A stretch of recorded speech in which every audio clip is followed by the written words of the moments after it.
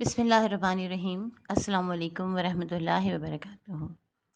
آج جو میں سلطانہ کا فسانہ لے کر آئی ہوں وہ ہر گھر کی کہانی ہے، اور شاید ہم اور آپ ہر روز ہی اس کا تجربہ کر رہے ہوتے ہیں یا مشاہدہ کر رہے ہوتے ہیں۔ بس فرق صرف اتنا ہے کہ کچھ لوگ اظہار کر دیتے ہیں اور کچھ لوگ اسے خاموشی سے پی جاتے ہیں۔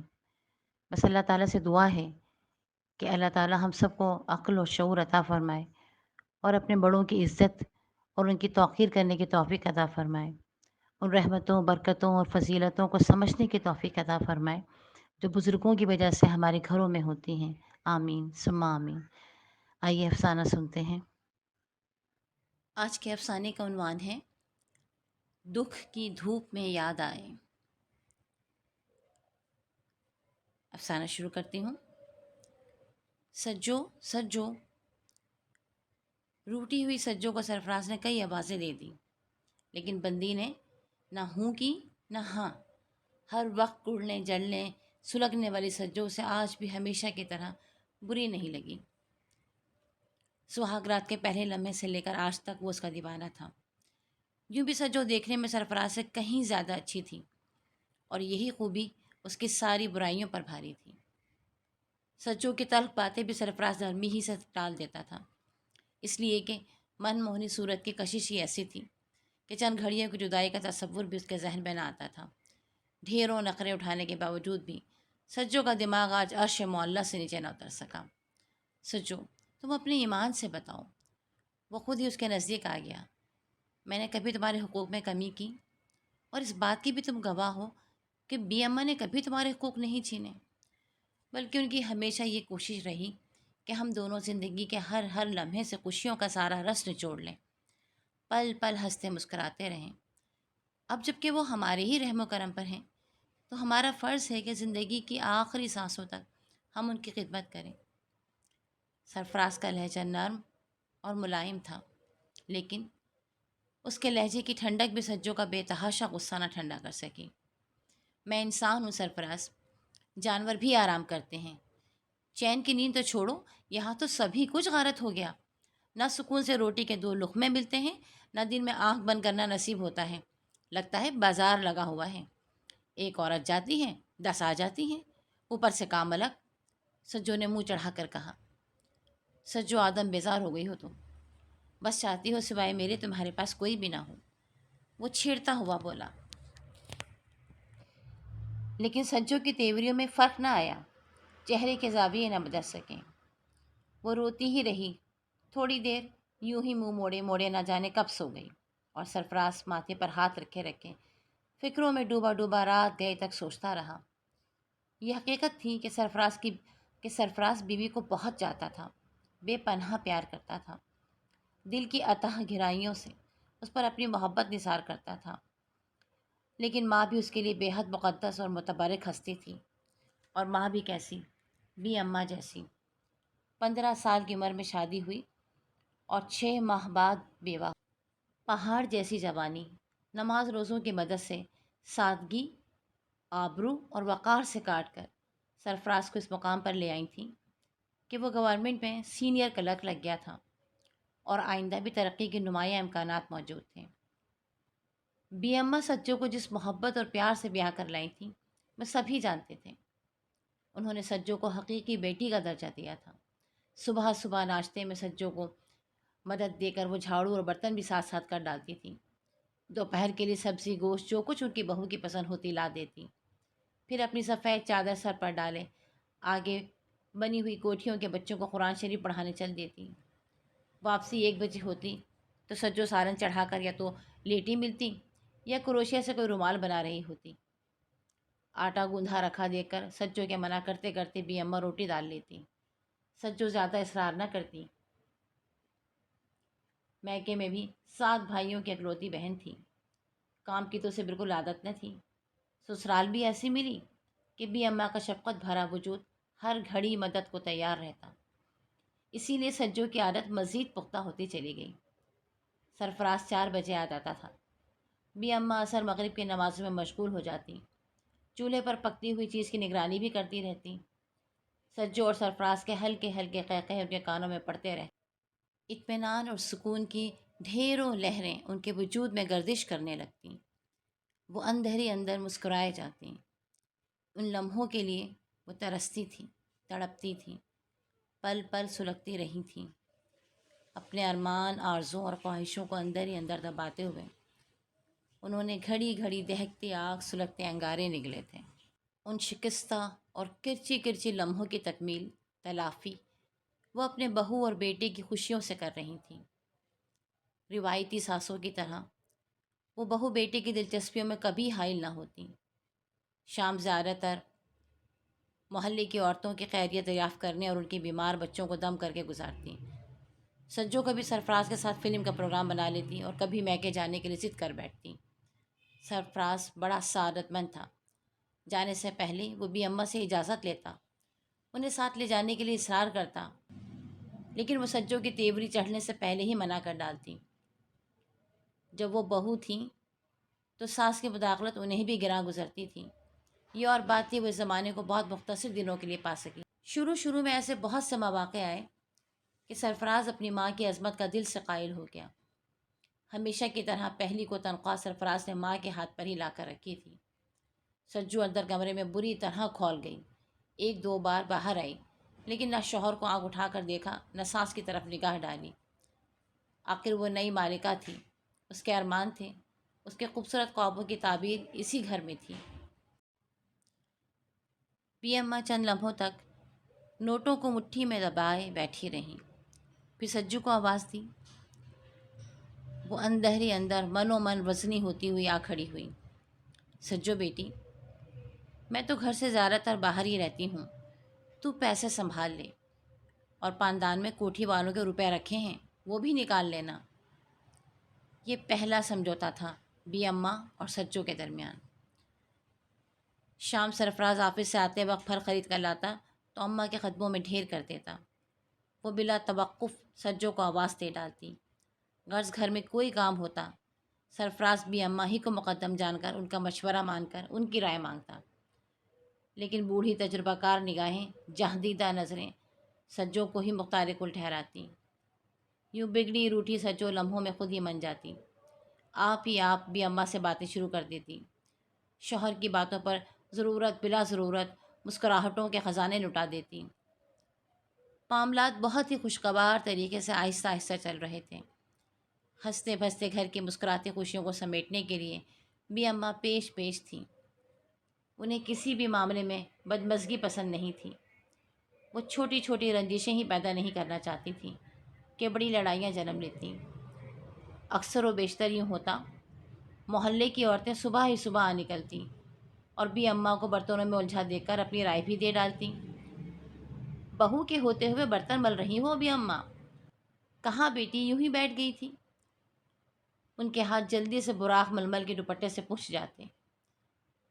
ایسے میں سجو کا منہ چڑھ جاتا، پیشانی پر ناگواری کے نشانات نمایاں ہو جاتے۔ وہ اندر ہی اندر پیچوتاپ کھاتے تل ملا کر رہ جاتی۔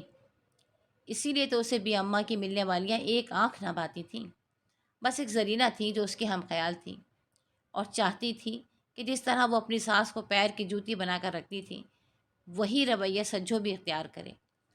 لیکن سرفراز کی موجودگی میں یہ سب مشکل ہی نہیں بلکہ ناممکن بھی تھا۔ دیکھتے ہی دیکھتے بھی اماں 3 بچوں کی دادی بھی بن گئی۔ سجو کا تو بس اتنا کام تھا کہ جیتی جاگتی تصویروں کو جنم دے کر بھی اماں کی گود میں ڈال دیں۔ باقی رنگ بھرنے اور فائنل ٹچز دینے کے لیے بھی اماں ہی کا پرشفقت وجود حرارت بن کر ان کے لہو میں دوڑنے لگتا۔ پوتوں پوتیوں کو پروان چڑھانے میں بھی اماں نے جس طرح محنت کی تھی، راتوں کی نیند قربان کی تھی، دن کا چین حرام کر ڈالا تھا، سجو کو پہلی مرتبہ احساس ہوا کہ اس کی حیثیت اس گھر میں بہو کی نہیں بلکہ بیٹی کی ہے۔ اسی لیے 8 سال بعد اچانک ہی اس کے رویے میں مزید ترقی، ٹھہراؤ، سکون اور قرار نے جنم لینا شروع کر دیا تھا۔ لیکن حالات بعض اوقات انسان کے دشمن بن جاتے ہیں۔ قدرت مجبوریوں میں یوں جکڑ دیتی ہے کہ انسان بے بس ہو جاتا ہے، ہاتھوں میں کھلونے کی مانند ادھر سے ادھر سہارے کے بغیر ڈولتا پھرتا ہے۔ یہی کچھ بھی اماں کے ساتھ ہوا۔ شاید ان کے مقدر میں سکون، روحانی خوشیوں اور دائمی مسرتوں کا کوئی خانہ ہی نہیں تھا۔ وہ تو جھڑکیوں، تانوں، تشنوں اور آنسو بہانے کے لیے پیدا ہوئی تھیں، اور یہ سب کچھ انہیں اسی گھر میں ملنا تھا جسے انہوں نے جنت کا گہوارہ بنانے کی پوری کوشش کر ڈالی تھی۔ راستے میں آتے ہوئے ایکسیڈنٹ ایسا شدید ہوا کہ 6 مہینے تک اسپتال کے در و دیوار ہی گھورتی رہیں۔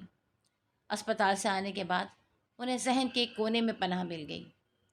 سرفراز نے کمرے میں لٹانا چاہا تو وہ تنہائیوں سے گھبرا گئیں، لہٰذا سرفراز نے مجبوراً صحنی میں سایہ کر کے بی اماں کا بستر ڈال دیا۔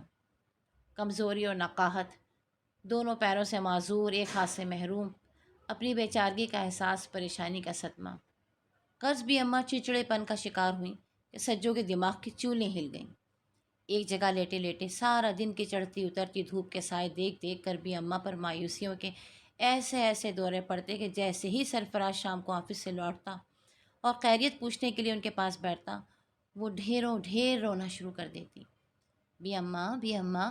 سرفراز ان کا لرزتا وجود دونوں بازوؤں میں تھامے ان کی ٹھنڈی پیشانی کو بار بار چومتا جاتا۔ ہمت کریں بھی اماں، پریشان کیوں ہوتی ہیں؟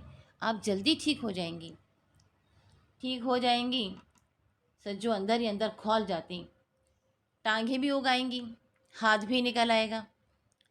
وہ دھڑ سے چمٹا زمین پر دے مارتی، بچوں کو پیٹ ڈالتی۔ سرفراز اپنا سارا ہی وقت بھی اماں کو دے ڈالتا تھا۔ سجو کے لیے تو اس کے پاس نہ وقت تھا نہ فرصت، اسی لیے وہ یکسر بدل گئی تھی۔ صحن میں نیم کے درخت سے کافی ٹھنڈک رہتی تھی۔ بی اماں کو تو نیند کی پہلے ہی عادت نہ تھی، اب تو راتیں بھی جاگ جاگ کر گزار رہی تھیں۔ دوپہر میں پیاس لگتی تو دیر دیر تک سجو کو آواز دیتی رہتی، لیکن وہ اپنے تینوں بچوں کو لیے خراٹے بھر رہی ہوتی۔ چیخ چیخ کر وہ خود ہی سوکھا حلق لیے خاموش ہو جاتی۔ برتن اٹھا لے سجو، بچے ٹھوکریں مار رہے ہیں، سرفراز کے آنے کا وقت ہو گیا ہے، چائے چڑھا دے، نل چل رہا ہے، مرچیں پڑے پڑے سوکھ گئی ہیں، چاول چڑیا چگ گئی ہیں۔ بابو ساری دوپہر باہر کھیلتا رہا، ننھی نے گلاس توڑ دیا۔ سجو کے اٹھتے ہی وہ 3 گھنٹے کی سرگزشت سنانے بیٹھ جاتی، اور روز کے اس خبرنامے سے سجو جل بھن کر اور خاک ہو جاتی۔ یوں بھی آج کل اس کی ہڈیوں نے گوشت چھوڑا ہوا تھا، سوکھ کر تنکا ہوئی جا رہی تھی۔ ڈھیر کام تو بھی اماں کا بڑھ گیا تھا، اور پھر سب سے زیادہ گھر کی پوری ذمہ داری سر پر آ پڑی تھی۔ جواب میں سجو کچھ نہ کہتی، منہ بند کیے خاموش خاموش سنتی رہتی، بلکہ جو کام بھی اماں کہتی اسے تو ہاتھ بھی نہ لگاتی، اور غیر ضروری کام ادھر ادھر کر کے خود کو مصروف رکھے رہتی۔ مستقل خاموشی، زبان کا قفل کھلنے ہی میں نہ آتا تھا۔ اماں کی مجبور معذور ٹانگوں میں عجیب سی بے جانی اور گہری ہو جاتی، وہ آنکھوں میں آنسو لیے بے دم پڑی اپنے مرنے کی دعائیں کرنے لگتی۔ یا رب العالمین، جب میں کسی کام کی نہیں تو دوسروں پر میرا بوجھ کیوں رکھا ہوا ہے؟ میں مستقل عذاب ہوں، ایک مصیبت، خود اپنے لیے کم، دوسروں کے لیے زیادہ۔ بڑے بھیانک خواب آتے، تنہائیوں سے ڈرتی، سناٹوں سے خوفزدہ ہوتی۔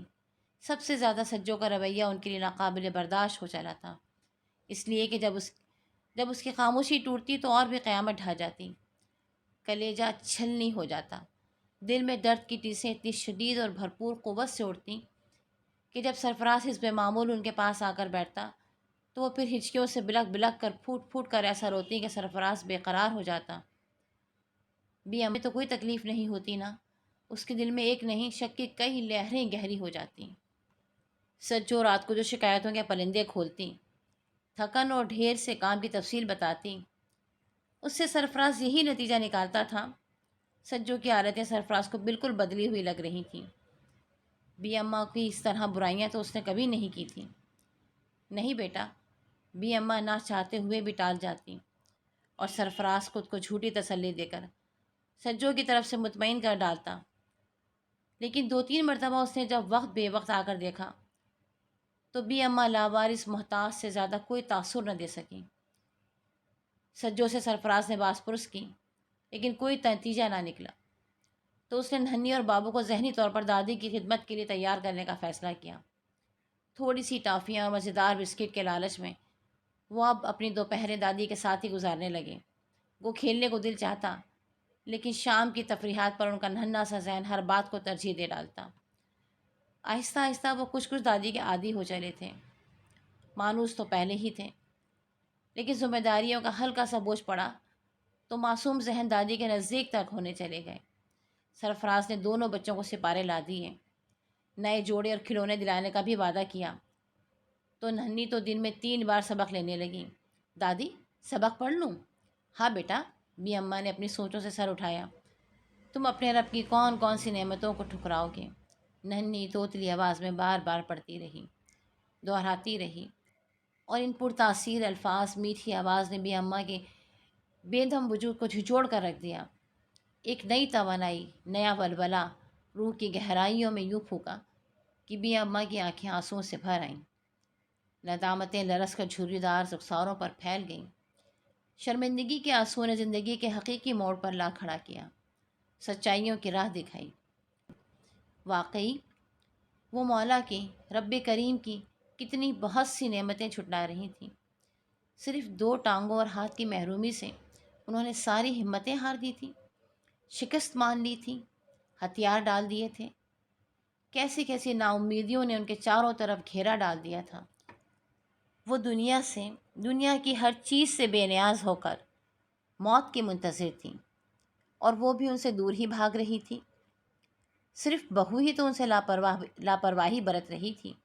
بیٹا، پوتے، پوتی، محلے والے، سب کے سب ویسے ہی تھے۔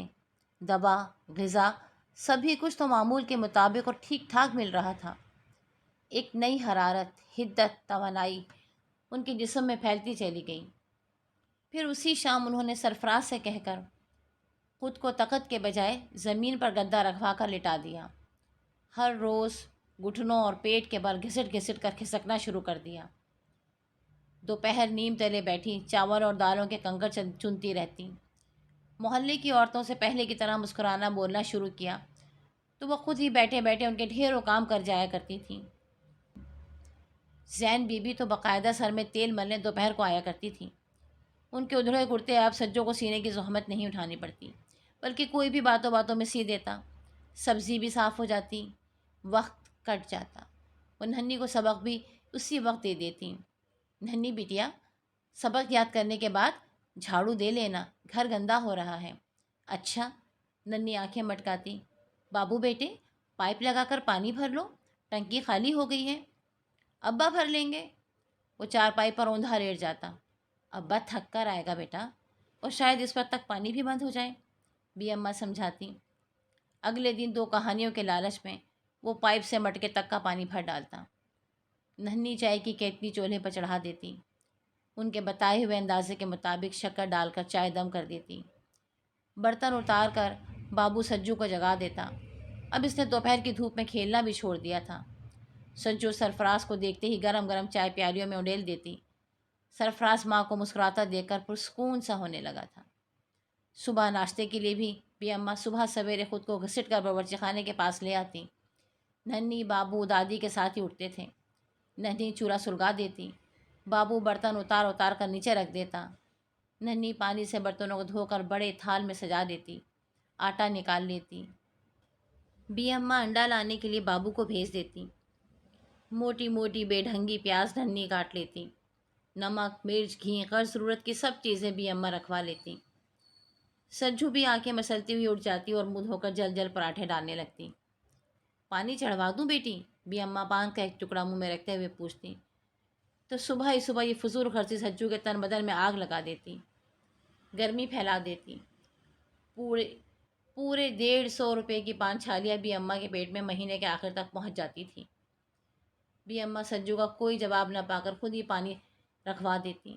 جواب میں سجو غصے سے چمٹا زمین پر پٹک دھوکنی سے 2-4 پھونکے مار کر آنچ تیز کرتے ہوئے دھڑ سے پراٹھا پلیٹ میں پھینکنے کے انداز میں رکھ دیتی۔ ایکسیڈنٹ سے پہلے بھی اماں کو 400-500 آسانی سے مل جایا کرتے تھے، اور وہ سب گھر میں خرچ ہوتا تھا۔ ننھی اور بابو کپڑے تبدیل کر کے ناشتے کے لیے آ بیٹھتے۔ سرفراز بھی گنگنا کر ٹنکی سے منہ دھوتا رہتا۔ اماں پورا سادہ انڈا کھاؤں گا، نہ جانے کس طرح صبح سے اچھا خاصا بابو ماں سے ضد کرنے بیٹھ جاتا۔ سجو پورے 2 انڈوں کا ننھی کی کاٹی ہوئی پیاز میں ڈال کر آملیٹ بنا دیا کرتی تھی، اور بابو کو پیاز سے سخت نفرت تھی۔ جبکہ اس میں پیاز زیادہ اور انڈا کم ہوتا تھا۔ اس کے لیے سادہ انڈا بنا دیا کرو سجو۔ سرفراز منہ دھوتے دھوتے مشورہ دے ڈالتا۔ کہاں سے بنا دیا کروں سادہ انڈا؟ 2 انڈوں میں پیاز کے ساتھ مشکل سے گزارا ہوتا ہے۔ وہ جھنجھلا جاتی۔ بابا کی تنخواہ میں بس اتنی ہی جان ہے۔ وہ بابو کا پیچھا لے ڈالتی۔ شکر کر کہ انڈے کی شکل بھی دیکھ لیتا ہے۔ ترسے کا کچھ دنوں بعد 1000 خرچ ہیں جان کو، سچو نسبتاً زور سے کہتی۔ اس کی نگاہیں بھی اماں کے پرانے ٹوٹے پھوٹے پاندان سے نہ سرکتی، اور جب بابو مزید ضد کرتا تو وہ آٹا بھرے ہاتھوں سے 2-4 دھموکے اور لگا دیتی۔ نہ مار بیٹی نہ مار، بھی اماں کا کلیجہ دہل جاتا، دل ڈوب جاتا، نبضیں رکنے لگتیں۔ کھا لے بیٹا بابو، اسکول سے دیر ہو جائے گی، بھی اماں اسے پچکارتیں۔ میرا دواؤں کا خرچ بھی تو کتنا بڑھ گیا ہے۔ بھی اماں کا ذہن اس پاندان کی طرف لوٹتا ہی نہیں جس کی وجہ سے صبح صبح سجو کا پارہ چڑھ جایا کرتا تھا۔ یہ کیسی بات کی اماں؟ دواؤں کا آدھے سے زیادہ خرچ تو سرکاری اسپتال اٹھاتا ہے۔ وہ تولیہ منہ سے رگڑتا ہوا نزدیک آ جاتا۔ اماں پان ہے کہ ختم ہو گئے؟ سوچتی ہوں بیٹا پان کھانا چھوڑ دوں، خواہ مخواہ کا خرچ جان کو لگا ہوا ہے۔ اگر وہی پیسے بچیں تو میرا بابو 1 یا 2 انڈے روز کھا لیا کرے گا۔ نہیں بھی اماں، پان کا ایسا کون سا خرچ ہے کہ آپ سرے سے ہی نیست و نابود کر ڈالیں؟ سرفراز قہقہ لگا کر ہنس پڑتا۔ ٹھیک تو کہہ رہی ہیں بھی اماں۔ شاید پہلی مرتبہ سجو کو بھی اماں کی بات پسند آئی۔ جس چیز سے کوئی فائدہ نہ ہو اسے کھانے سے فائدہ؟ تم ضرور بولنا۔ سرفراز چڑ گیا۔ بھی اماں تو خود ہی اتنی سمجھدار تھیں، وہ بھی زمانی زماں خرچ کر رہا تھا، لیکن سجو میں تو جیسے برداشت اور ضبط کا مادہ سرے سے ختم ہو گیا تھا۔ مجال ہے جو لمحہ بھر زبان کو قرار دے لیتی۔ صحیح کہہ رہی ہوں، کینسر ہو جاتا ہے پان چھالیا سے۔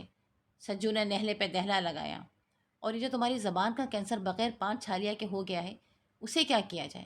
وہ جھلا گیا تھا۔ بس کرو بیٹا بس، جا ناشتہ کر لے، بھی اماں اسے خاموش کراتی، اور آنکھوں کی گلاہٹ چھپانے کے لیے منہ نیچا کر کے چائے میں پراٹھے کا ٹکڑا ڈبو کر بیٹھی بیٹھی سرفراز کو لقمے زہر مار کرتے دیکھا کرتی۔ سجو صبح یاد سے 100 روپے میری جیب میں ڈال دینا۔ کیوں؟ وہ تعجب سے بولی، اور پھر جلدی سے اٹھ کر بیٹھ گئی۔ آج بہت دنوں بعد سرفراز اسے پہلے کی طرح معلوم ہوا۔ شاید اس کی وجہ یہ تھی کہ بی اماں نے جس طرح خود پر صبر اور ضبط کے پہرے لگا کر زندگی کو ایک بار پھر بدل ڈالا تھا، اسی لیے اب وہ ذہنی طور پر پرسکون ہو گیا تھا۔ وہ 1-1.5 گھنٹہ سے بہت ہی خوشگوار موڈ میں اس کی الٹی سیدھی باتوں کو دلچسپی اور غور سے سنے جا رہا تھا، بغیر کوئی تبصرہ بغیر کسی احتجاج کے۔ بھی اماں کا چشمہ بنوانا ہے۔ 100 روپے کا چشمہ بنے گا بڑی بھی کا؟ وہ ہنس پڑی۔ 15-20 روپے کا میں لا دوں گی، فٹ پاتھ پر بہت بیٹھے ہوتے ہیں، وہ چشمے نظر کے نہیں ہوتے۔ سرفراز نے نرمی سے سمجھا کر بولا، یہ تو سب سے سستا چشمہ بنوا رہا ہوں، آج کل 400-500 کا چشمہ ہونا کوئی بڑی بات نہیں، میری بلا سے۔ اب سجو کا موڈ فوراً ہی بدل گیا۔ 1000 کا بنوا دوں، مجھ پر کون سا احسان ہے؟ پتہ نہیں ان بچوں کا کیا ہوگا، نہ جانے کب بھوکے مرنے لگیں، یہی سوچ سوچ کر میرا دل ہول جاتا ہے۔ 10 خواہشیں بچوں کی مار کر بھی اماں کی 1 خواہش پوری کی جاتی ہے، وہ طنزیہ پھنکاری۔ سجو سرفراز کی پیشانی پر بے شمار سلوٹوں سے پٹ گئیں۔ بھی اماں کی دعاؤں سے ہی مجھے کچھ ملا ہے اور ملے گا، لیکن تم اس بات کو نہیں سمجھ سکتی، وہ غصہ دباتا ہوا بولا۔ بھی اماں کے کمزور اور معذور وجود میں بہت برکتیں، رحمتیں اور نعمتیں ہیں، اس کا اندازہ اس وقت ہوگا جب بھی اماں اس دنیا میں نہیں ہوں گی۔ اب بھی بہت اندازہ ہے، وہ اونچا قہقہہ لگا کر بولی۔ کھا لو تو پہننے کو ترسو، اور پہن لو تو کھانے کا انتظار کرو۔ ناشکرے پن کی باتیں نہ کرو سجو، ایسی بات نہیں ہے۔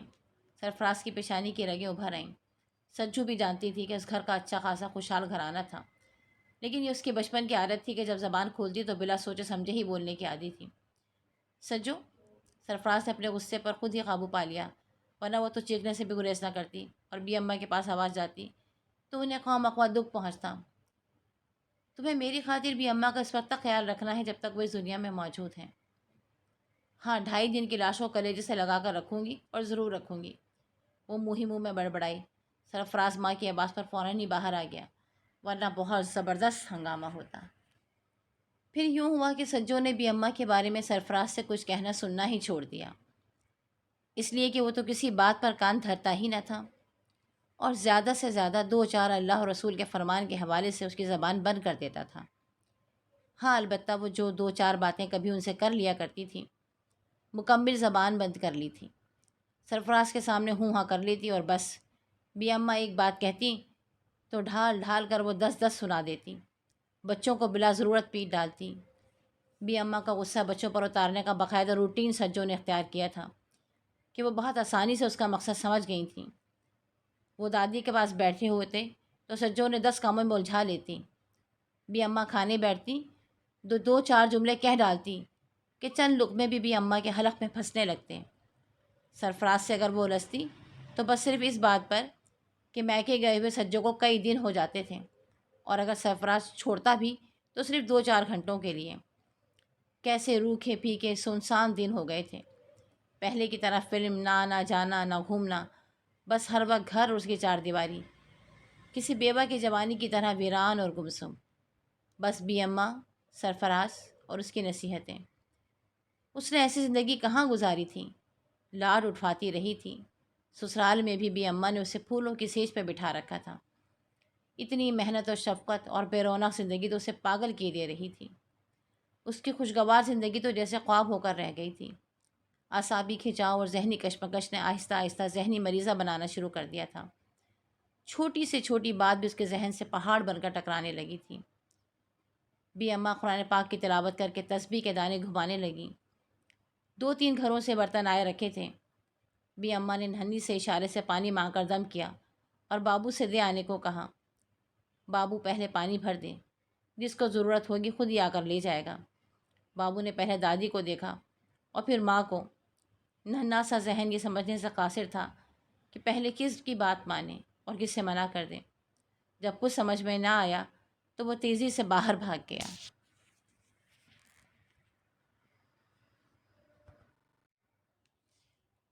کمبخت بالکل ہی بگڑ گیا ہے، نہ جانے کس منحوس کا سایہ پڑ گیا ہے۔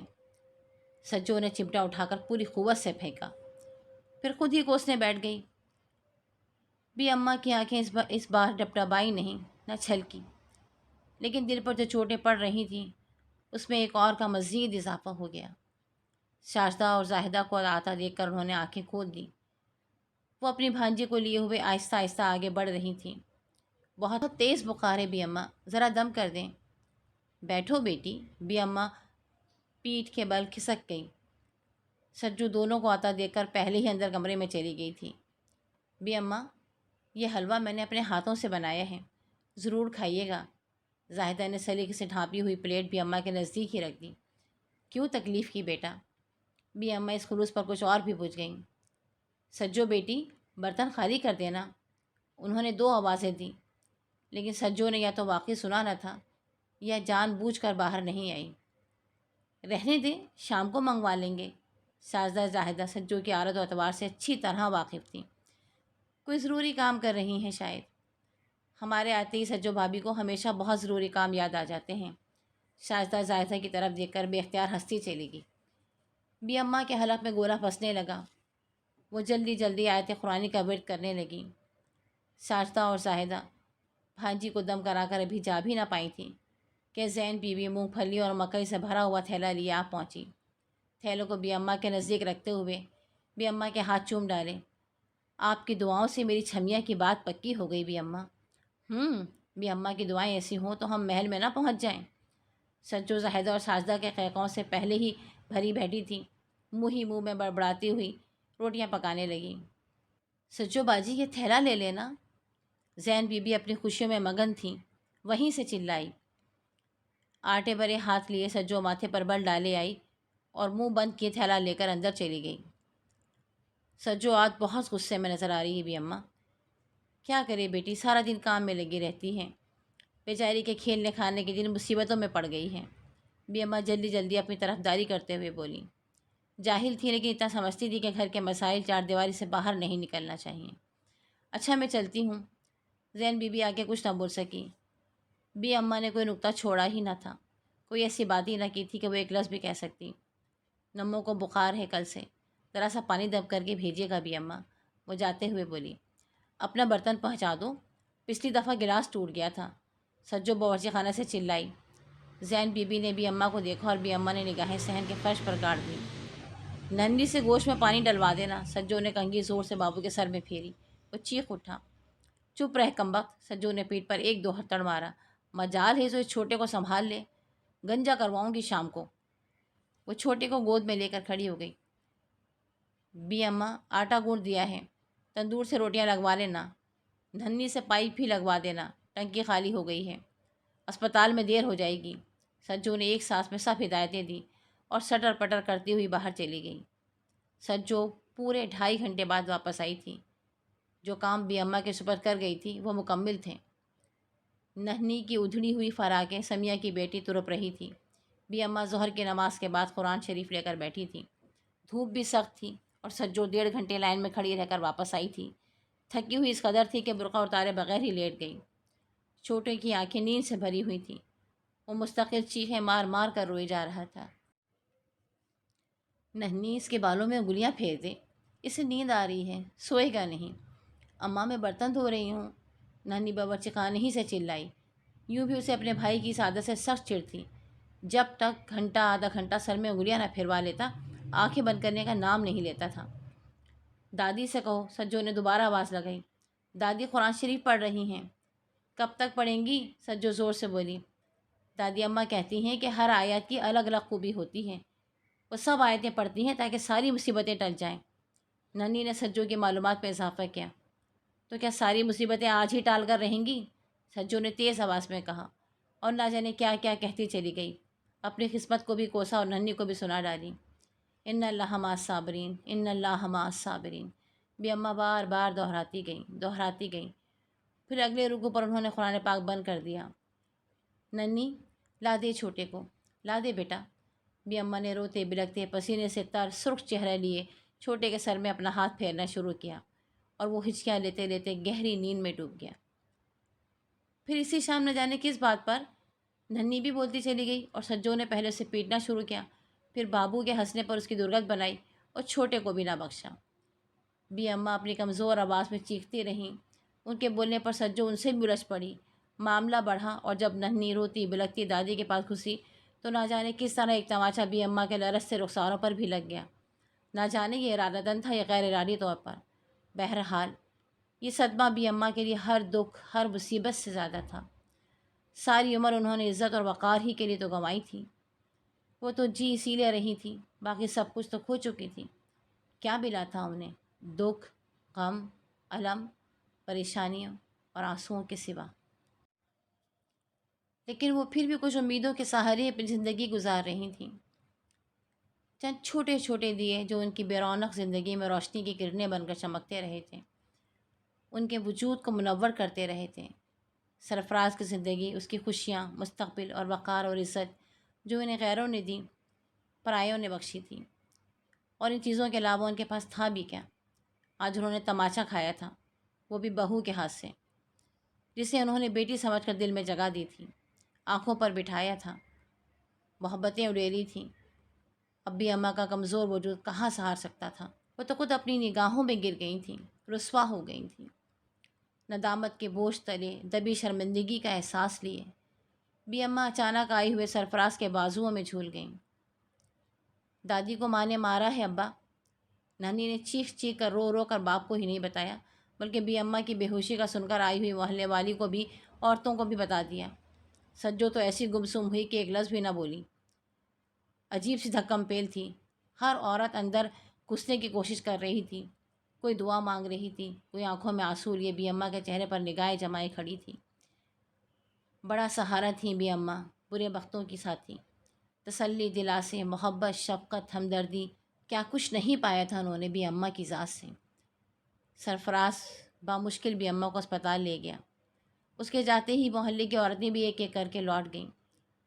سجو ایک کونے میں ابھی بھی دبکی بیٹھی تھی۔ کسی نے بھی اس سے ایک لفظ بھی نہ کہا۔ سبھی کو اس کا رویہ ہمیشہ کھٹکتا تھا، لیکن آج اس نے جو کچھ بھی بی اماں کے ساتھ کیا تھا اس کی امید تو کسی کو بھی نہیں تھی۔ وہ سب ان کی بڑی معتقد تھیں اور اسی عقیدت اور احترام نے بی اماں کو اب تک زندہ رکھا تھا، جینے کا حوصلہ بخشا تھا۔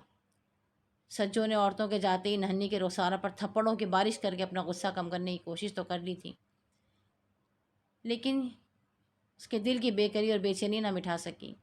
اچانک ہی اسے عجیب سے خدشات نے گھیر لیا تھا۔ اگر بھی اماں مر گئیں تو کیا ہوگا؟ سب لوگ کیا کہیں گے؟ دنیا والے کیا باتیں بنائیں گے؟ ان کی موت کی ذمہ دار تو وہ خود ہی ٹھہرائی جائے گی۔ کیسے جان بچائے گی؟ کس کو منہ دکھائے گی؟ کیسے سب کا سامنا کرے گی؟ سرفراز رات بھر نہیں آیا۔ بچے جلد ہی سو گئے۔ وہ ساری رات جاگتی رہی۔ ذرا آہٹ ہوتی، ذرا کھٹکا ہوتا، وہ چونک جاتی۔ ساری رات اس کی آنکھیں وقفے وقفے سے کھلتی اور بند ہوتی رہیں۔ رات بھر کے بعد فجر کے وقت اس کی ذرا آنکھ لگی تھی کہ ننھی اور بابو نے اسے اٹھنا پٹکنے میں سے چند گھڑیاں بھی نہیں سونے دیا۔ دل نہ چاہتے ہوئے بھی اٹھ بیٹھ گئی۔ ناشتہ پکاتے پکاتے اسے اندازہ ہوا کہ بی اماں کے طفیل وہ کئی کاموں سے بچ جایا کرتی تھیں۔ یہ آج بی اماں کے بغیر صبح تھی۔ سبزی والا تو آ گیا تھا، لیکن اسے کچھ بھی نہیں پکایا۔ پورا گھر بھائی بھائی کر رہا تھا۔ سرفراز اب تک نہیں آیا تھا۔ گھر میں وحشت نما خاموشی اور سناٹے تھے۔ بی اماں کی وجہ سے صبح صبح دو چار عورتیں چلی جاتیں۔ گو وہ خود تو کسی کو منہ نہیں لگاتی، لیکن ان کی آوازیں بھی اس کی زندگی کا ایک حصہ تھیں، جس کی اہمیت کا اندازہ اسے آج ہوا تھا۔ شام کو سرفراز واپس آیا تو اس کے چہرے سے وحشت ٹپک رہی تھی۔ داڑھی بڑی ہوئی تھی، آنکھیں سوج رہی تھیں، وہ خاموش تھا۔ سجو کی ہمت نہ ہوئی کہ ایک لفظ بھی پوچھ لیتی۔ دادی کیسی ہیں ابا؟ بابو اور ننھی اس کے گھٹنوں سے لپٹ گئے۔ ٹھیک نہیں۔ ڈبڈبائی آنکھوں سے وہ غسل خانے کی طرف بڑھ گیا۔ سجو کو اس کی آنکھ اٹھا کر بھی نہیں دیکھا تھا۔ منہ ہاتھ دھونے کے بعد سر نیچا کیے دو چار نقمے لیے وہ دوبارہ اٹھ کر چلا گیا۔ 2 ہفتے یوں ہی گزر گئے تھے۔ سرفراز گھر آتا تھا، خرچ کے پیسے بھی دیتا، لیکن رہتا اجنبیوں کی طرح تھا۔ سجو بات کرنے کی کوشش کرتی، وہ ہوں ہاں کر کے جواب دے دیتا، اور بس پچھتاووں اور ضمیر کی کسک اب سجو کو لمحہ لمحہ پل پل بے قرار کیے دیتی تھی۔ سرفراز نے اسے ایک لفظ بھی نہ کہا تھا، نہ ڈانٹا نہ پھٹکارا، لیکن یوں لگتا تھا اس کی آنکھیں مستقل بول رہی ہیں، پوچھ رہی ہیں، باس پرس کر رہی ہیں، تانے دے رہی ہیں، شکوے کر رہی ہیں۔ زبان سے کچھ کہہ لیتا تو شاید اسے کچھ قرار آ جاتا، وحشتوں میں کمی آ جاتی، لیکن اس نے تو شاید کچھ نہ کہنے کی قسم کھا رکھی تھی۔ اور پھر گھر کا سارا کام بھی تو اس کے سر پر پڑ گیا تھا۔ ننھی اور بابو جو کام دادی کی موجودگی میں ہنسی خوشی کر لیا کرتے تھے، پلٹ کر بھی نہ دیکھتے۔ ننھی نے تو ڈھیٹ پن کی انتہا کر دی تھی۔ 10 بار کہنے پر بھی جگہ سے نہ ہلتی، اور جواب دینا تو اس نے اپنا معمول بنا ہی لیا تھا۔ بابو ساری دوپہر تو باہر ہی رہتا تھا، ذرا سجو کی آنکھ بچی اور وہ غائب۔ اس کی تو نیند بھی اڑ گئی تھی۔ دوپہر میں جو 2-3 گھنٹے مزے سے سویا کرتی تھی، وہ محلے کے بچوں کی گیندیں جگائے رکھتی تھی۔ ذرا سوتی اور دھپ دھپ آوازیں شروع ہو جاتی۔ بی اماں کی موجودگی میں دروازہ کھلا ہی رہتا تھا۔ وہ بیٹھی بیٹھی منہ پر انگلی رکھ کر بچوں کو خاموشی سے کہیں اٹھا کر لے جانے کو کہتی رہتی تھی۔ اب تو بچے دروازہ کھٹکھٹا کر نیند بھی غارت کر دیتے اور چیخ چلا کر سجو کا گلا بھی دکھ جاتا۔ 2 مہینوں کی یہ مکمل سزا تھی جو سجو نے دن رات کاٹی تھی۔ اس رات سرفراز 12 بجے تک نہ لوٹا۔ اس کی سہیلی نمو بھی 2 ہفتے سے اپنے میکے گئی ہوئی تھی۔ شوہر تو اس کا پچھلے کئی ماہ سے سعودی عرب نوکری کے سلسلے میں گیا تھا۔ سجو کا دل چاہا محلے میں کسی اور گھر سے مدد لے لے، لیکن کوئی ایسا گھر بھی تو نہ تھا جہاں اس کی سلام دعا ہوتی۔ وہ تو بی اماں کی وجہ سے سب سے ہی روٹھی رہتی تھی۔ دروازے سے کمرے اور کمرے سے دروازے تک اس نے 20 چکر لگا ڈالے، لیکن سرفراز نہ آیا۔ تینوں بچوں کو لے کر پلنگ پر بیٹھ گئی۔ ننھی اور بابو تو فوراً ہی سو گئے تھے۔ چھوٹا کافی دیر تک جاگتا رہا، پھر وہ بھی سجو کی انگلیاں اپنے بالوں میں محسوس کرتے ہی گہری نیند میں ڈوب گیا۔ کنڈی بجتے ہی سجو نے تیزی سے دروازہ کھول دیا، اور اس نے بھی تمام طاقتیں ہمتیں جمع کر کے سرفراز سے بی اماں کے متعلق گفتگو کرنے کا تہیہ کر رکھا تھا۔ بہت دیر ہو گئی آج؟ ہاں۔ وہ سر پر پڑی گرد تولی سے جھاڑتا ہوا بولا۔ بی اماں کیسی ہیں؟ آج میں انہیں ہمیشہ کے لیے تم سے بہت دور چھوڑ آیا ہوں۔ بی اماں اس کی آواز حلق میں پھنس گئی۔ دفن کہاں کیا؟ سرفراز نے اس کے جواب میں صرف اسے دیکھا۔ کچھ کہا نہیں، بس ایک نظر، ایک نگاہ، خالی خالی نگاہ، اجنبی اجنبی۔ بی اماں کی فاتحہ؟ انہیں ایسی چیزوں کی ضرورت نہیں۔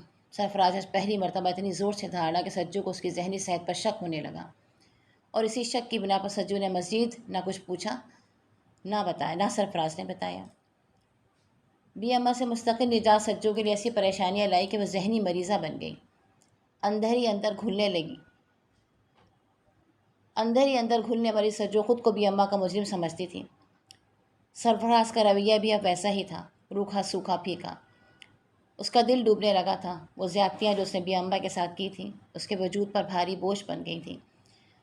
وہ سلوتیں جو اس نے بی اماں کو سنائی تھیں، وہ کچوکے جو اس نے اماں کے کمزور دل پر لگائے تھے، وہ سب سانپ بن کر اسے ڈسا کرتے تھے، ڈرایا کرتے تھے، پریشان کیا کرتے تھے۔ اسے محسوس ہوتا تھا وہ پاگل ہو جائے گی، ذہنی توازن کھو دے گی، بے ہوش اور حواس کی دنیا سے اس کا تعلق کٹ جائے گا، انسانی دنیا سے رابطے ٹوٹ جائیں گے۔ بی اماں سب رونقیں اپنے ساتھ ہی لے گئی تھیں، ساری برکتیں اٹھ گئی تھیں۔ سرفراز کے کہے ہوئے الفاظ بار بار اس کے ذہن میں گونجتے، اور پھر اتنی شدت سے لفظوں کی ریل پیل ہوتی کہ سجو خود بھی بے خودی کے عالم میں دہرائے جاتی۔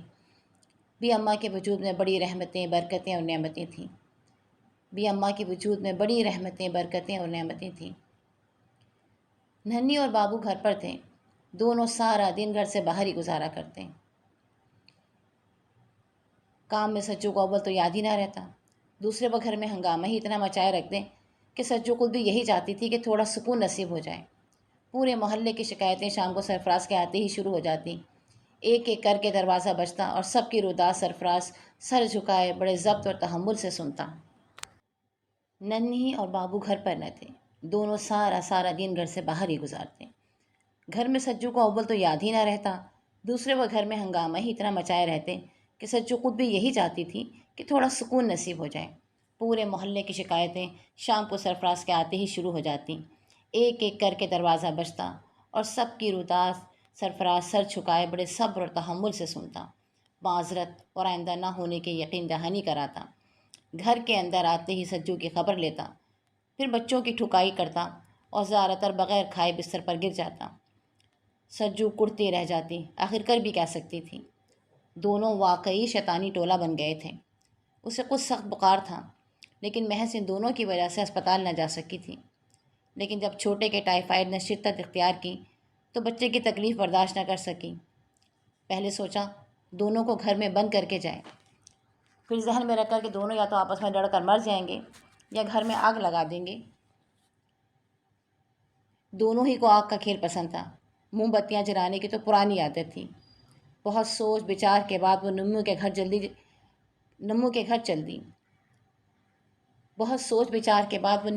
چل دی۔ پچھلے ہفتے بازار جاتے ہوئے بھی دونوں کو وہیں چھوڑ گئی تھی۔ بہن، ذرا ننھی اور بابو کو تمہارے پاس چھوڑے جا رہی ہوں۔ وہ تخت پر ٹک گئی۔ نہ سجو، نمو نے ذرا بھی مروت نہ کی، تمہارے بچوں نے پچھلے ہفتے بھی میرا ناک میں دم کر دیا تھا، سارا کام یوں ہی پڑا رہا، میں تو تمہارے بچوں کے پیچھے ہلکان ہو گئی۔ آج تو ویسے بھی میرے گھر مہمان آ رہے ہیں، تمہارے بھائی کی ترقی ہو گئی ہے، نمو نے رکھائی سے کہا۔ مبارک ہو، سجو خوش خلق لیے اٹھ کھڑی ہوئی۔ نمو مہینے کے آخری دنوں میں سجو ہی سے 150 لے کر چلایا کرتی تھی۔ اب میاں کے باہر جانے سے یقیناً اس کی کوئی ضرورت باقی نہ رہی تھی۔ نمو کا تو چہرہ ہی بدلا ہوا تھا، لہجہ ہی نہ پہچانا جا رہا تھا۔ برا نہ ماننا، کسی اور کے ہاں چھوڑ دو۔ نمو نے اسے اٹھتا دیکھ کر جلدی سے مڑ گئی۔ کسی اور کے ہاں؟ سجو خود سے کہتی ہوئی باہر نکل آئی۔ کسی اور سے تو اس نے راہ و رسم رکھی ہی نہ تھی۔ جو ایک گھر تھے ان سے بھی بچوں کی وجہ سے ٹھن گئی تھی۔ بمشکل رکشے میں بیٹھ کر وہ آدھے گھنٹے کے اندر اندر واپس آ گئی۔ آج اس کو ایک اور تلخ تجربہ ہوا تھا۔ سالن کو تیز تیز بھونتے نہ جانے کس طرح ہاتھ بے قابو ہو کر پوری ہنڈیا ہی الٹ گئی۔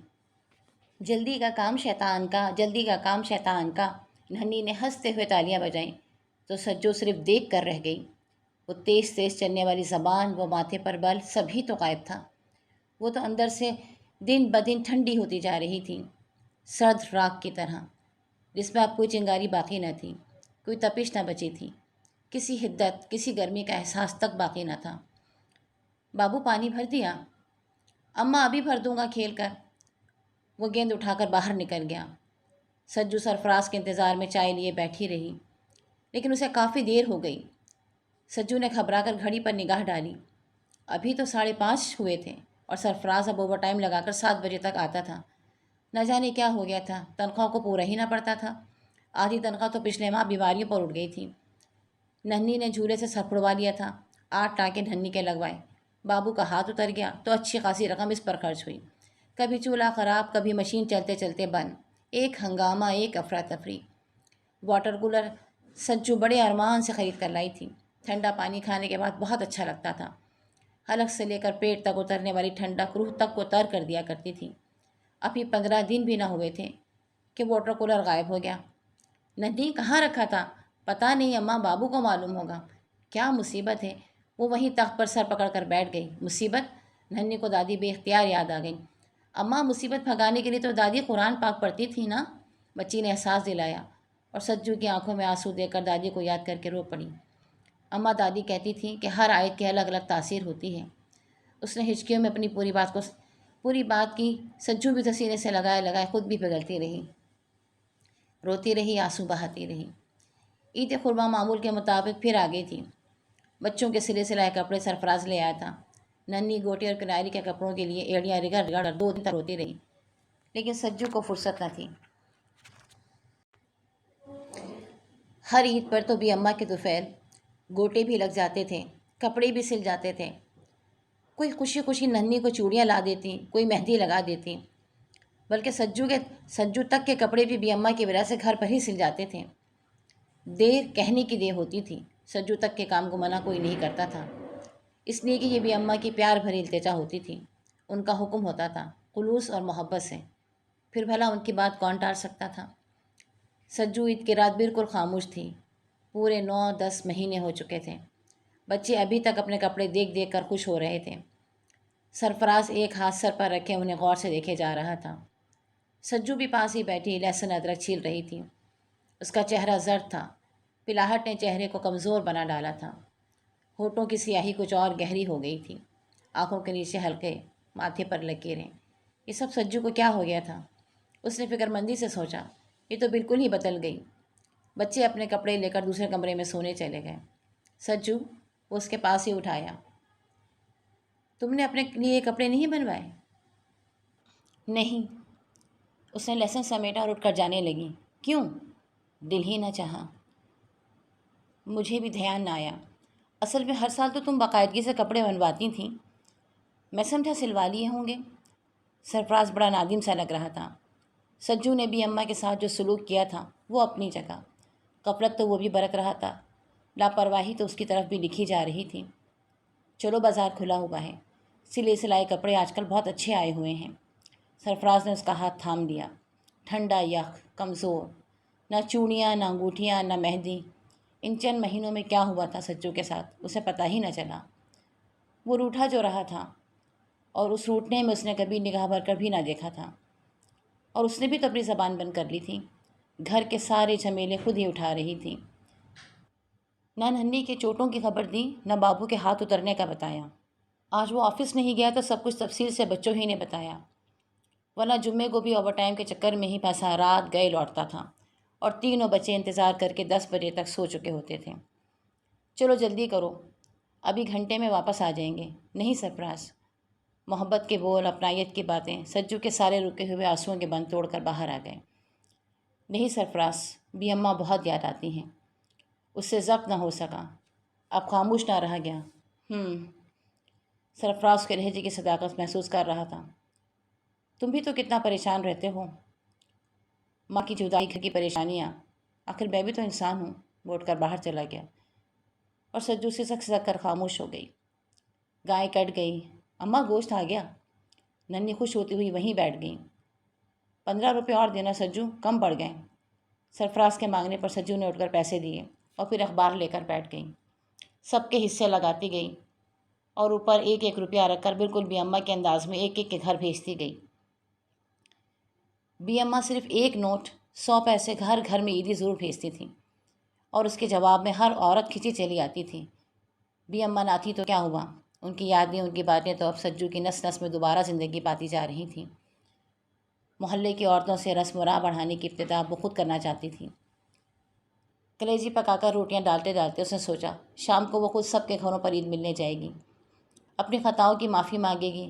کاش یہ معافی وہ سب سے پہلے بھی اماں سے مانگ سکتی، کاش۔ اصل خطاوار تو بھی اماں کی تھی، اور بھی اماں اب اسے کبھی نہیں مل سکتی تھیں۔ ننھی اور بابو ساتھ ہی، چھوٹا بھی پیچھے نکل گیا، پورے 2 سال کا تھا۔ گوشت اب بھی کافی بچ گیا تھا، سجو نے ویسے ہی رکھا رہنے دیا۔ سرفراز نہ جانے کہاں چلا گیا تھا۔ سجو چارپائی پر لیٹی پچھلی بقرعید یاد کرتی رہی۔ بھی اماں ہدایت دیتی جاتی تھیں۔ سرفراز، ننھی، بابو سبھی خوب مزے کی چیزیں بناتے جاتے تھے۔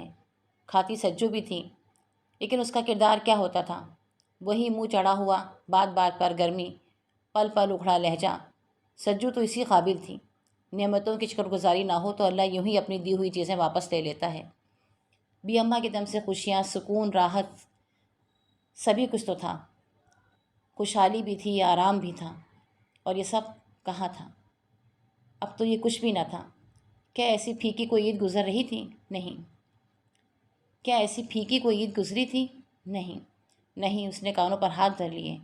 آج کل اس کے ذہن میں بڑی عجیب آوازیں مستقل گونجا کرتی تھیں، اور ان آوازوں سے وہ پریشان ہو جایا کرتی تھی، بے چین ہو جاتی تھی۔ ننھی اور بابو سب کے گھروں میں گوشت دے کر پھر سے کھیلنے میں مصروف ہو گئے تھے۔ سجو نے گوشت کا تھال چھاؤں میں لا رکھا۔ مکھیاں چاروں طرف سے بھن بھن کر رہی تھیں۔ اس نے پائپ سے پورا صحن دھویا، ٹنکی میں پانی بھرا، اور کچھ گوشت دھو کر بریانی بنانے کے لیے چڑھا دیا۔ اسی سب مصروفیت میں 4 بج گئے۔ ننھی اور بابو کھیل کر اندر گھسے تو سخت بھوکے تھے۔ اماں بھوک لگی ہے، کھا لو، چھوٹا کہاں ہے؟ چھوٹا؟ دونوں بہن بھائی جلدی جلدی بوٹیاں صاف کرنے میں مصروف تھے۔ باہر کھیل رہا ہوگا اماں، ننھی انگلیاں چاٹتی ہوئی بولی۔ کھیل رہا ہوگا؟ سجو کا دل دھک سے رہ گیا۔ تمہیں لوگوں کے ساتھ تو گیا تھا، کہاں چھوڑا ہے؟ ہمارے ساتھ گیا تھا، لیکن پھر پتہ نہیں کہاں چلا گیا۔ سجو دیوانوں کی طرح ایک ایک گھر میں پوچھتی پھری۔ اس نے شام کو سب کے گھر جانے کا پروگرام بنایا تھا، لیکن وہ تو ابھی سے گھر میں ننھی اور بابو کے ساتھ خود بھی ڈھونڈ رہی تھی، پوچھ رہی تھی۔ سرفراز بھی نہیں تھا، اور شام گہری ہوتی جا رہی تھی۔ سب گھروں کے کچھ افراد کھانے پینے میں مصروف تھے، کچھ مہمانوں کے خاطر مادرات میں لگے تھے۔ زین بی بی اور اس کا شوہر البتہ سجو کے ساتھ ہو لیے تھے۔ مسجد میں بھی بار بار اعلان ہو رہا تھا، اور گھروں گھروں بھی ڈھونڈا جا رہا تھا۔ لگتا ہے بچے کو اغوا کر لیا گیا ہے۔ زین بی بی کے شوہر حامد نے آہستہ سے کہا، اے یوں نہ کہو، بھی اماں کا پوتا ہے۔ زین بی بی کو بھی اماں کا بھی اتنا لحاظ و پاس تھا۔ آج وہ اتنے دنوں بعد گھر آئی تھی۔ بھی اماں کی خوشبو، ان کے خلوص کی مہک زین بی بی کے دماغ میں گھستی چلی گئی تھی۔ وہیں جہاں بھی اماں لیٹا کرتی تھیں، بالکل اسی جگہ پر بیٹھی زین بی بی زار و خطار روتی ہوئی سجو کو تسلیاں دیتی رہی۔ رونے سے سجو کا دل کچھ ہلکا ہو گیا تھا۔ زین بی بی اور اس کا شوہر دونوں چھوٹے کی تلاش میں باہر نکل گئے۔ سجو بھاری قدموں کو بمشکل گھسیٹتی ہوئی اندر گئی۔ بھی اماں کی بڑی سی تصویر سرفراز کل ہی فریم کروا کے لایا تھا۔ وہ چند لمحوں تک بھی اماں کی تصویر کو ٹکٹکی باندھے دیکھتی رہی۔ وہ مسکرا رہی تھیں، جیسے اس پر ہنس رہی ہوں۔ اس کی بے بسی پر مسکراہٹ دبا اس کی طرف دیکھ رہی ہوں، پوچھ رہی ہوں، میرے جانے سے تمہیں سکون تو ملا ہوگا؟ بھی اماں اس نے تصویر اٹھا لی اور پھر اسے سینے سے لگایا لی۔ بھی اماں تم گئی تو ہمارے گھر کی خوشیاں بھی روٹ گئیں۔ سرفراز ٹھیک ہی تو کہتے تھے کہ تمہارے وجود میں بڑی رحمتیں، بڑی برکتیں اور نعمتیں تھیں۔ ناقدری تو میں ہی تھی۔ بھی اماں میں نے تمہاری قدر نہیں کی۔ بھی اماں میں نے، وہ رو پڑی۔ آپ نے آس پاس سے بے خبر اپنے وجود سے دور، بغیر کسی چیز کا احساس کیے دہراتی چلی گئی، روتی چلی گئی۔ اسے یہ تک پتہ نہ چلا کہ سرفراز بہت دیر سے کھڑا اس کی باتیں سن رہا ہے۔ اسی لیے تو میں تمہاری بھی اماں لے آیا ہوں سجو۔ اللہ میاں نے تمہاری ذات کے لیے رحمتیں، برکتیں اور نعمتیں واپس بھیج دیں۔ دیکھو کون آیا ہے۔ سرفراز نے اسے جھنجھوڑ ڈالا۔ بھی اماں، آپ زندہ ہیں؟ سجو نے پلٹ کر دیکھا، سرخ متارم آنکھوں کو بار بار جھپکایا۔ ویل چیئر پر بیٹھی اماں سفید براق آسمانی روح لگ رہی تھیں، اور پھر سجو ان کے ہاتھ تھام کر یوں بے قرار ہو کر روئی کہ بھی اماں کا وجود لرز گیا۔ سجو کا ستا ہوا چہرہ دیکھ کر ان کا کلیجہ کانپ گیا۔ مجھے معاف کر دیں بھی اماں، معاف کر دیں، میں آپ کے قصوروار ہوں، مجھے بخش دیں۔ وہ جھکی ہوئی تھی، گڑ گڑا رہی تھی، معذرتیں طلب کر رہی تھی، معافیاں مانگ رہی تھی۔ بھی اماں کی آنکھوں میں آنسو بھر آئے۔ وہ تو ایک مغرور، خود سر ضدی اور اکڑ بہو چھوڑ گئی تھیں۔ وہ تو بالکل ہی بدل گئی تھی، سر سے پیر تک پہچانی ہی نہ جاتی تھی۔ بھی اماں اب نہ جائیے گا، میرے گھر کی سب ہی خوشیاں روٹ گئیں، میں تباہ ہو گئی، برباد ہو گئی۔ بھی اماں کے ساتھ سرفراز بھی اس کے ان آخری دو جملوں کا مطلب نہ سمجھ سکے۔ میں آ گئی ہوں بیٹا، میں آ گئی ہوں۔ ان کا نحیف ہاتھ سجو کے سر پر تھا۔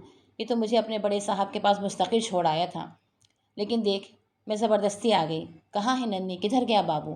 چھوٹے کو بھی بلاؤ۔ کیسی ترسی اور تڑپی ہوں ان لوگوں کے لیے، کوئی کیا جانے۔ بڑے صاحب نے بڑے آرام سے رکھا، بڑے ٹھاٹ کروائے، لیکن میرا دل ایک لمحے کو نہیں لگا۔ زینب اور رانی کی پرسوں شادی ہوئی اور آج میں یہاں آ گئی۔ وہ ننھی اور بابو کے آتے ہی خاموش ہو گئی۔ دونوں ان کی دائیں بائیں آ کر کھڑے ہو گئے۔ بھی اماں نے دونوں کو سینے سے لگا لیا۔ چھوٹا کہاں ہے؟ بھی اماں نے ادھر ادھر دیکھا۔ چھوٹے کو تو کوئی اٹھا کر لے گیا دادی، دوپہر سے ڈھونڈ رہے ہیں، بابو نے جلدی سے بتایا۔ اٹھا کر لے گیا؟ سرفراز اچھل پڑا۔ سجو پھر سے جھپنے لگی۔ نہ بیٹا، بھی اماں کے ہونٹ ڈرس گئے۔ اللہ نہ کرے، وہ جلدی سے بات کاٹ کر بولی۔ وہ تو ان سب کی خوشیاں دیکھنے آئی تھی۔ سرفراز نے تو انہیں ہمیشہ کے لیے بڑے صاحب کے یہاں چھوڑ دیا تھا۔ بیوی کے مرنے کے بعد بڑے صاحب کو جوان بیٹیوں کے لیے ایک نگراں کی ضرورت تھی۔ بوڑھی ماں کی ناقدری سرفراز سے نہ دیکھی جا رہی تھی۔ وہ کچھ دنوں کے لیے سجو کو سزا دینا چاہتا تھا، احساس دلانا چاہتا تھا کہ بزرگوں کا وجود ان بوڑھوں کی عزت کتنی اہمیت کی حامل ہوتی ہے۔ ان کی غیر موجودگی چھوٹی ہی صحیح لیکن بہت سے مسائل کو جنم دیتی ہے۔ لیکن بھی اماں کا دل نہیں لگ سکا۔ ویل چیئر پر بیٹھی وہ نوکروں پر حکم چلاتی رہیں۔ صبح دوپہر کا ناشتہ، عزت، احترام، غرض انہیں سب کچھ حاصل تھا، لیکن ان کے لبوں پر بڑے صاحب کی بیٹیوں کی شادی کے لیے دعائیں تھیں۔ وہ یہاں سے جلد از جلد جانا چاہتی تھیں۔ انہیں اپنے معصوم پوتا پوتی چاہیے تھے۔ انہیں وہ ذہنی سکون اور آرام درکار تھا جو انہیں نیم تلے فرش پر بیٹھ کر ملتا تھا۔ بڑے صاحب کے گھر آرام و سکون میں ایک بے قراری تھی، بے چینی چھپی تھی۔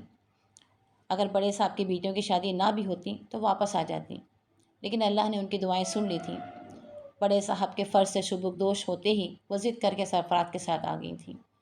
بہو کی خطائیں تو وہ معاف کر چکی تھیں، باقی تو سب ان کے ساتھ اچھے ہی تھے، لیکن اب ان کا پوتا غائب تھا۔ ان کے آنے سے پہلے ہی اسے نہ جانے زمین نکل گئی تھی یا آسمان کھا گیا تھا۔ کیا واقعی یہ دکھ بھی ان کے مقدر میں لکھا تھا؟ یہ غم بھی دیکھنا تھا؟ نہیں یا الہی، میرے بچوں کی خوشیاں لوٹا دے، میرے سرفراز کو کامیاب و کامران واپس لے آ، اس گھر پر اپنی رحمتیں بھیج دے، کرم فرما، میرے بچے کبھی دکھی نہ ہوں، رب العالمین، رب العالمین۔ میری دعا سن لے، مجھے مایوس نہ لوٹا، یا الہی کہ میں تجھ سے بہت حقیر ہوں، مولا تو بڑا عظیم ہے، بڑی عظمتیں ہیں تیری، بڑی بڑائیاں ہیں تیری، بڑا کریم ہے تو۔ بھی اماں کا رواں رواں پکار رہا تھا۔